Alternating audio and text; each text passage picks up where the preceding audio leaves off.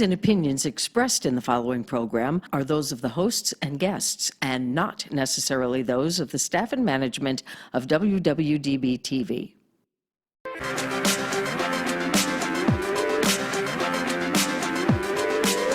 Whether she's walking the red carpet or doing interviews, you'll find her with celebrities and all the latest news. She's here, she's there, she's everywhere, she's always on the go. So sit back, relax, and get ready, 'cause it's the Corey Taylor Talks Show. Today, I am so excited about my guest. I really adore him. He is so incredibly talented, and he's such a good guy. And he really is just an amazing person, and it's really an honor to have him back on. So I have the one and only Mr. Weston Coppola. So hi, Weston. How are you? Hi, Corey. It's a pleasure to be on. It's an honor to be here with you. I'm very well, and you? I am doing great because I have you on. So I am really excited. I've been looking forward to it all month. Thank you so much. I have to say, last time we had you on the show, obviously your career was amazing, but since then it has just reached new leaps and bounds. I mean, you've been doing so many different movies, and you've been getting rave reviews and incredible responses from all these films, and you're really just kicking butt and taking names. You're really doing phenomenal, and I want to get into all your stuff, but how have you been since we last talked to you? I mean, how is it that your career has just reached massive new levels? I really started to get more connected and more of a synchronized lifestyle with my spirituality. And my prayers were answered. I really believe my life has truly started. I met my soulmate, the woman that God intended for me to spend the rest of my life with. Her name is Hila. And we fell in love, and ever since then, there have been just miracles one after another for the both of us that have been wonderful. We had our marriage on April 28th, 2018, and then we started just working on all these projects. It feels like my prayers were really answered, and my artistry has just developed. I got to be on NCIS as a guest appearance. I did a movie in Bulgaria called 211, a bank heist movie, and then I also did I just finished my first leading role in a World War II film with my brother from another mother, Jesse Cove, and we both auditioned for the same movie unknowingly. And I found out that we had auditioned for the same film, and we actually auditioned for he auditioned for my character, and I auditioned for his, and then it switched, and I got the role as Lieutenant Colonel Rudder, and he got to play Leonard G. Lamel, which our brotherhood definitely shined on screen. How cool. That's perfect that you guys got to work together. And I know D-Day has just gotten rave reviews, and really everyone says you were so phenomenal. And I unfortunately haven't been able to see it yet, but I am so excited to. I know the critics just absolutely adore it. I'm so glad that it's being received this way. I really feel that we became our characters, and this is a lesser-known battle. It's the Battle of Point Du Hoc, which occurred concurrently with the Omaha Beach invasion. And this was said by General Omar Bradley that this is one of the most difficult tasks ever to be wished upon a soldier. I mean, these guys, it was an amphibious battle, so they went in with LCAs and went under the beach and stormed it and had to scale a 100-foot cliff with one of the most dangerous Nazi defensive positions on top of it. Wow. And the intel was incorrect. The cannons that they were supposed to locate were not on top of the cliffs. They were actually inland by a farmhouse. So it was just, death-defying what these guys did, and it broke the fundamental rules of warfare, where you have an enemy on elevated ground, and it's suicidal pretty much to attack them. And not only were they elevated, they were 100 feet up, and they still were able to complete the mission. Wow. Yeah, and it sounds like an incredible story, and that the fact that it's true. And I really do want to just read some of the reviews too, because I mean, everyone says you were just, it was like you were like a whole nother person. I'm going to read what your director actually said because he just absolutely loved working with you. He said, from voice to posture to overall presence, he was a different man. It's very rare I get to work with an actor who takes a role to the next level. He gives more than what I asked for. He gave me what I wanted. Somehow he was able to channel James Earl Rudder. And then tons of critic reviews as well. Someone said, "I'm a big fan of the work Weston Cage Coppola did in this film. The movie sits on his shoulders. Weston Cage Coppola has a breakout leading role in D-Day, surrounded by a top-notch cast. He stands out and continues the family dynasty with his performance." I mean, really, just one review after the other. It's just phenomenal. And those people are so very kind. That it was such a pleasure to work with them. Nick Lyon is a true visionary, a fantastic director, and so focused. And David Ramawi and David Latt are incredible what they do. And the representative from Cinedigm as well is so very kind of her to say that. I think I managed to tap into this character by just surrendering to the possibility that I could channel the energy of that character and construct as much of a solid psychology as I could, a good emulation of that character's psychology, the idiosyncrasies and micro movements and what their desires and wants were. And then after that, I just surrendered my mind to the cosmos and let whatever wanted to come through me. And to hear that it works is a miracle. No, you really are phenomenal, and I have to ask, you play so many different roles. Is it difficult to get into those parts, or is it easy for you because you do just sort of like? Is it difficult, or because you're just so talented? You play so many different things. In fact, I just saw you in Get Gone, and you were phenomenal in it. But that was a completely different character. So is it easy for you to get into them? Thank you for your compliments, first of all. And I would say that it is something that comes naturally to me. It happens very quickly. The conceptualization of the character will emerge, and then I really relax myself and kind of stay in a relaxed state. I never stay in character on set. Only when they say action do I allow that to literally activate my character and then cut. I come back to myself. I don't. I do as much research as I can, and then I memorize what my artistic decisions are for the character. But then I really just let my intuition and kind of a meditated state of mind work itself out. Yeah, no, you do amazing. And I think that's cool. You don't have to stay in character the whole time. And I know that's a lot of actors' process, but I think honestly that kind of even makes you more talented that you can just go in and out of it. That's a really cool thing that not a lot of people can do. Thank you. I feel like if I stayed in character, it could get really hazardous. I don't know what would happen. Yeah, and just because I did just see it, and that again, that won lots of awards, and it had this big premiere at the Action on Film Festival. Get Gone. You played a very different character, and you scared the hell out of me. It was really good. Was that a fun character for you to play? That was a very fun character. I remember the inspiration that came to me when I started to really focus on what I was going to execute for that role. I just wanted to be the manifestation of a dark, misunderstood energy, and at the same time a kind of a fractured love and anger that was like just roaming the Midwest. I wanted to represent the Midwest and the Northwest, kind of this wild energy. Yeah. And this unbridled force, but at the same time, a psychology that was tormented. And I was very fun. I got to work with my cousin Bailey on that, who really is a phenomenal actor, and hope to work with him again. And I felt that Michael Daniel really wrote an amazing script, and Mark David, who was the DP, was blessing us as he blesses everyone he works with some of the most incredible cinematography in the world. I mean, that man is. If someone told me that he was going to film a movie on a flip phone, I wouldn't I wouldn't laugh. I would be certain that would come out perfectly.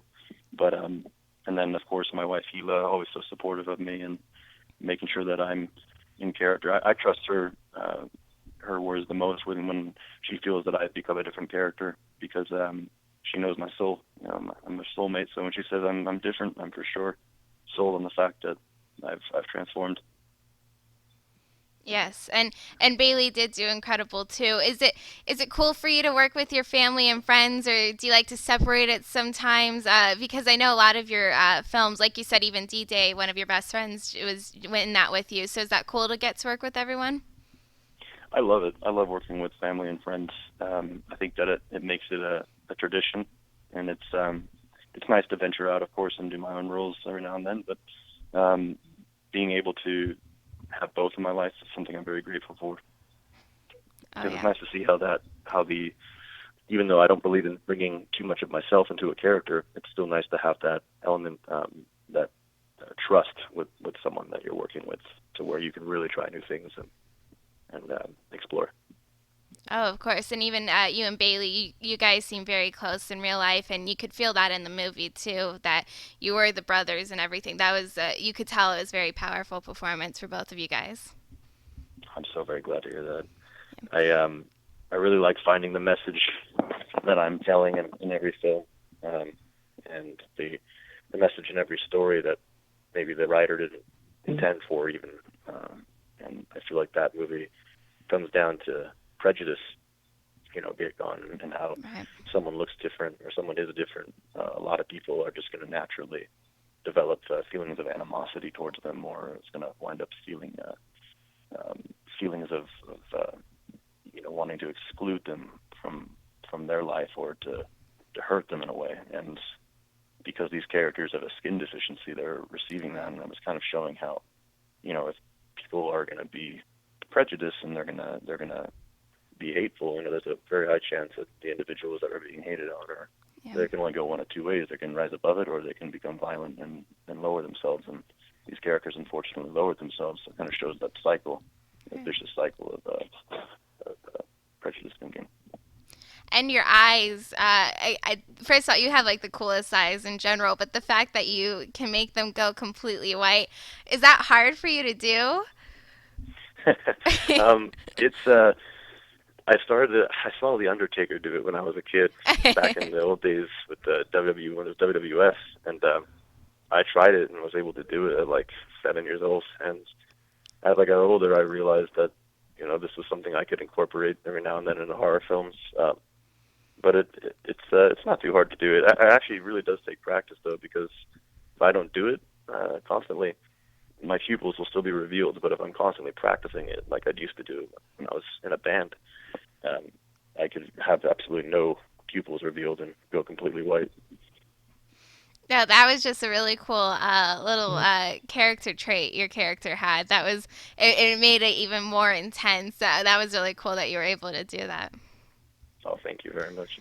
Yeah, and you have, like I said, just so many films. I mean, some in pre-production, just tons more coming out. But 2 and 1 on Netflix, that is a huge success as well. Was that a cool project to work on, and then have it be on Netflix? That was such a fun project to work on, and it was a dream come true, getting to travel to Bulgaria with my wife and getting to experience the culture. Bulgaria is such a hidden gem of Europe. Like, it's strange that there aren't more people that know about it and that want to travel there, because, the history is incredible, and then also the food. It's no GMOs in the food. It's all healthy. It's not polluted or adulterated in any way. And then we got to do the movie, and with that character, I just really wanted to show like a disconnected, dissociated kind of an energy, because the character was combining drugs to medicate his post-traumatic stress disorder. So with that, I actually made the artistic choice to think about things that were irrelevant to the scene, to make it really look like I was disconnected and not there, and make it more believable that I would be capable of such violence. But that was a terrifying situation. Policemen were outgunned for real, and they were outtrained, and Now there's a new law that if there ever would be a shootout like that or to that magnitude, the police can stop at a gun store and ask for ammunition without being questioned by the clerk because these guys had 3,000 rounds and Wow. the police were just being obliterated. There's nothing they could do until the tail end.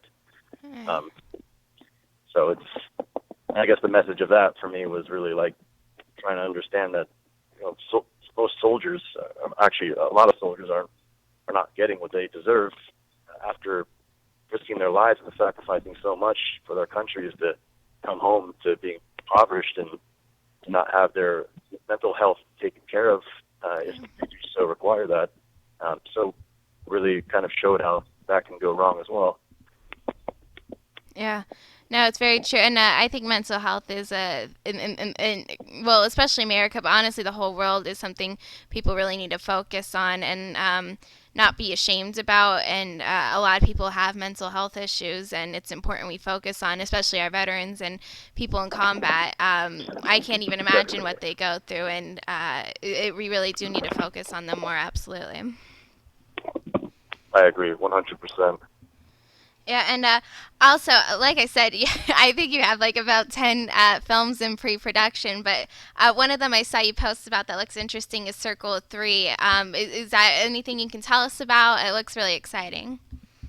That's a great script, and Mark Bruner is a great mind. Him and his son Logan wrote that, and that right there is a solid vampire movie, but it's currently in logistics and figuring out some different ways to get this made. But I really hope that everything facilitates the way it was determined to do so. Yeah.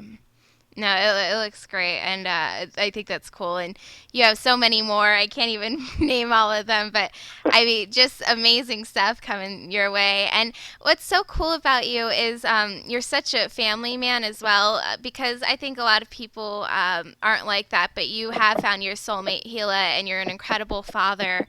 How do you balance that? Because for some reason, it just seems a lot of people who are successful in the industry, they can't really focus on their family anymore, but you are doing that. How do you find that balance with your family and your personal and your work life? I think it all comes down to that mechanism that I have that I always remember having from when I was a kid, where I could be just like anybody else, or and enjoy the things that are most important. And now I am able to enjoy the things that are most important to me, and at the same time, I can, my family is extra motivation for me to pursue my career and the way that I know that I was destined to. But how I'm able to kind of transform, I think, is it kind of makes it less difficult to, like, it doesn't take me out of the picture too much, because I'm always coming back to my senses. Yeah. No, and you really are. You're just an amazing father and husband, and Gila is absolutely beautiful. You guys are a perfect couple, and I think that's such a cool, very rare thing, and especially today's society, but it really seems like you two are each other's soulmates, and that is such a special thing. Thank you so very much. I remember when we first locked eyes, I had the most undeniable force come over me and really inform me that I had encountered the woman that I was supposed to spend the rest of my life with, and I made sure not to scare her away or anything. And we lock eyes and start crying just because of that deep connection that we have. And she's helped me so much with my roles in my artistry and my craft. And Hila also was associate producer on a film called Freak Power: Battle for Aspen, where I played a biker. That's it's about Hunter S. Thompson, and the prequel to Fear and Loathing. So we're looking to see what's going to happen with that, because there's some great footage in that movie. Oh, very cool. Yeah, that sounds exciting, and you guys got to work it. That's really cool. And how did you guys actually meet? One day, I'll never forget it, it was December 19th, 2016. I was walking across the street, and I had locked eyes with Hila, and we had the most irrefutable connection. I knew if I didn't approach her that the rest of my life wouldn't be lived the way that God intended it to be lived. And I walked upstairs and introduced myself so that she knew that I was available for her. And she was very kind to me. She allowed me to sit. I could tell that she had a guard, being as, immeasurably beautiful as she is. But she really was able to connect with me. I knew that was a privilege, and that we were meant for each other. And then time went on, and I got to have my first kiss with her on New Year's and started our life together. How cool. And on New Year's, how perfect. Thank you so much. Yeah. No, you guys are just really a phenomenal couple, and she's absolutely gorgeous. And I think that's so cool. It really sounds like love at first sight, which you read about in movies and watch in movies and read about in fairy tales, but then to actually experience it, that's such a cool thing. Absolutely. I'm still, in a state of awe and gratitude every day that this became a reality for me, that true love is no longer a fantasy. Yeah. No, and you guys are living an amazing life, and she's with you every step, and you dedicate everything you do to her, which is so sweet of you. But it really seems like she is your inspiration for everything. Definitely. And you're a man of many, many talents, not just acting, although you're a phenomenal actor, but you're also, which is really kind of cool, you're a wrestler, and you're a very talented one. In fact, at the Mr. Olympia, you were the heavyweight champion, correct? That's right. I competed after 10 years of taking a hiatus from it. I competed in Sambo. For those that don't know, it's Russian martial art, which is an acronym for Samovremya без оружия, which means self-defense without weapons. And it's a combination of judo, jiu-jitsu, and the indigenous martial arts of Russia. So the martial arts of the Cossacks, they call it the steppes. And that's my favorite martial art. And I received a master's certificate stating that I have reached that level by my sensei, who's Boris Brezhnev, who's probably the greatest sambist I've ever met. And one of the greatest judokas and jiu-jitsu practitioners as well. And I won heavyweight champion and added to my record. There was a time when I was extremely serious about going into mixed martial arts as a career for a little bit. And then all those that I loved told me not to. So it's for sure something I'm not gonna go in the cage or anything like that. But I do know that if I did, it would have been glorious. That's for sure. It's been 25 years now, and my wrestling record's 50-7. Wow. So I definitely enjoyed my time in wrestling in high school. I just remember that I felt that there was a conflict between my art and my athleticism, because the more I did it, the more I started hearing about people that wanted me to start going to like camps, and I did that in Iowa and learned from them. And some people were talking about the Olympics and stuff, and I just really flinched onto my art. And I was like, I don't know if I can. Because my dad always brought up, you want to be golden boy or something. And he was like, you want the violin or do you want the boxing? Like, which one are you going to choose? Like, are you going to give up your instrument, or which one? And he was right. I'm glad that I spent so much time on my creative artistry. Oh yeah, and that was another thing I was going to mention is, first of all, it's not like you just play one or two instruments. You play a lot of different instruments, and your voice is incredible. And I know a lot of people know about your musical history, but that is such an amazing thing, and you're so gifted in that as well. Thank you so very much. And it seems like you kind of stepped back a little bit from like your musical career. Are you planning on getting into that more, or are you just focusing on acting really right now? I'm definitely still going to be doing music, and probably going to be venturing into some different genres. My wife has found that I have the voice for country, and I really trust her on that, because I do really enjoy playing the acoustic guitar and just singing, and not having to incorporate so many instruments into my my compositions. But yeah, I'm definitely going to do some more scoring and all that. And I have a record that I'm still waiting to release, finding the right time and what to do with it. But it was made with the producer Ryan Green, who did Megadeth, and all these amazing projects, and did Green Day as well. How cool! Yeah, I'm really looking forward to that because you're so musically gifted, and I could see the deep voice and everything. I can absolutely see you as a country singer. It'd be a big change, but I could definitely say I think that'd be really cool. Thank you very much. I'm definitely going to venture into that. Yeah, I would go with Helif on that one for sure. I think she's got something there. Definitely. Oh yeah, and you said you want to work on more scores and everything. So are you planning on maybe incorporating your music into films that you're doing, or just other different films? Well, the album that we're sitting on is called Hollywood Noir. It's like its title. It's very cinematically invested. It has so much of a theatrical element to it. So I think that album really does belong in films. So that'd be something really cool, and maybe in your own films, I think that'd be perfect if you could incorporate both. Absolutely. And do you plan on creating films too? Or are you trying to maybe get into directing or producing, or are you just really loving the acting right now? For now, I'm gonna stay with the acting, just because it emerged first growing up. I mean, I started when I was 3. I was like entertaining company and stuff like that. Wow. And with video cameras, I'd make movies with friends, and it was just. And then I studied as well. But I think in the future, especially when I'm older, I'll definitely do some directing.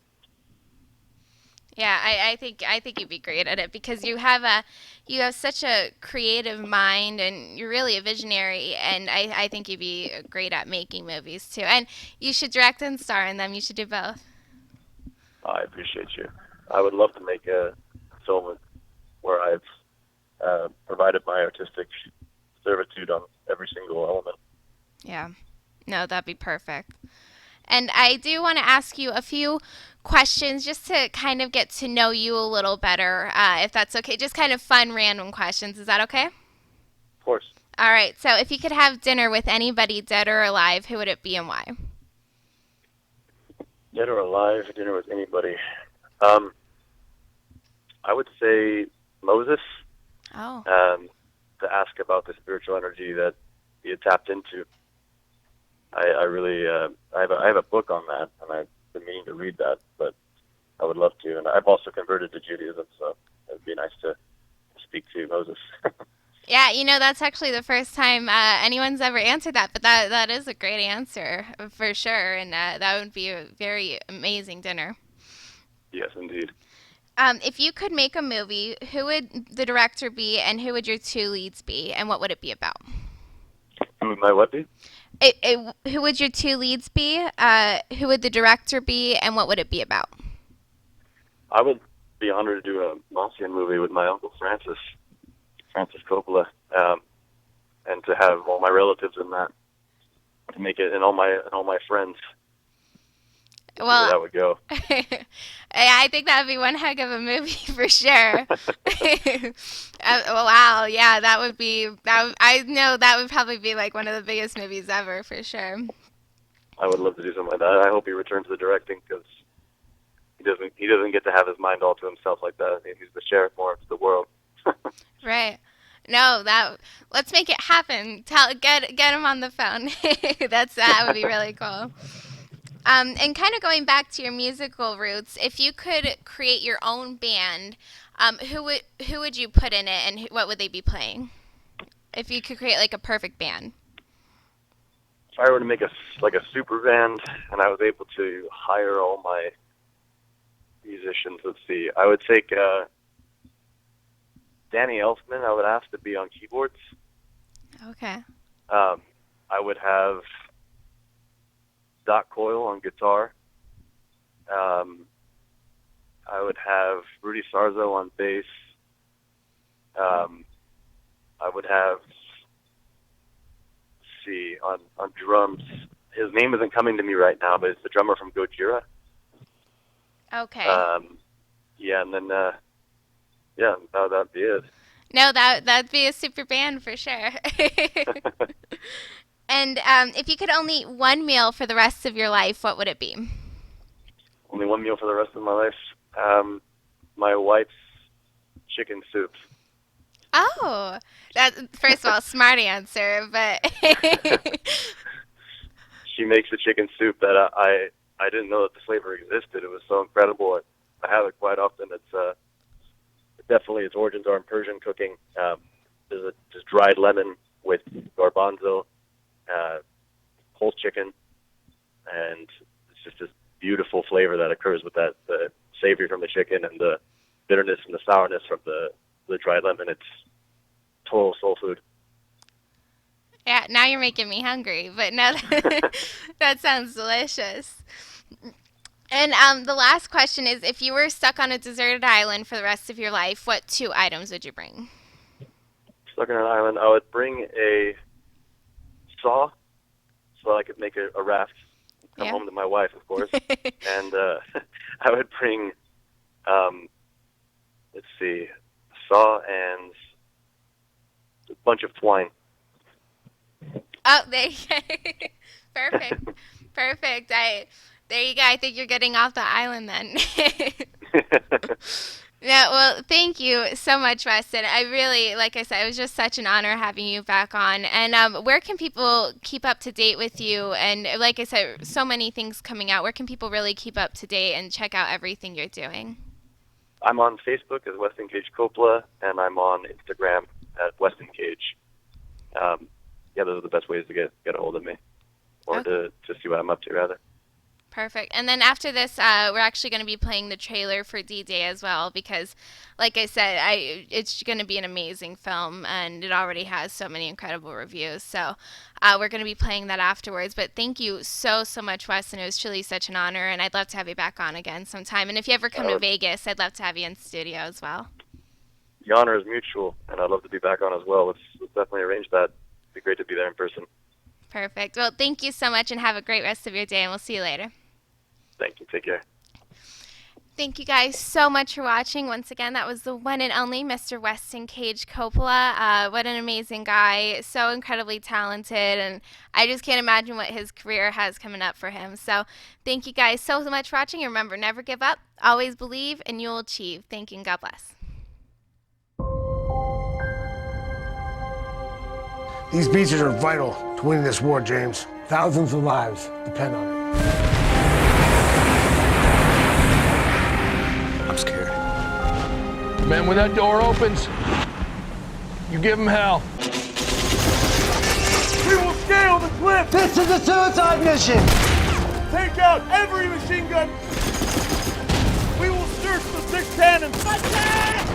We will destroy them!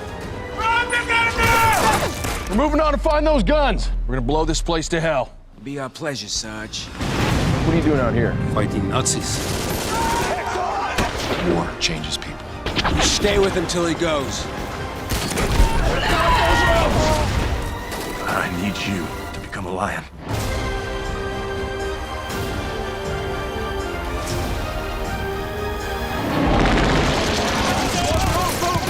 Open fire!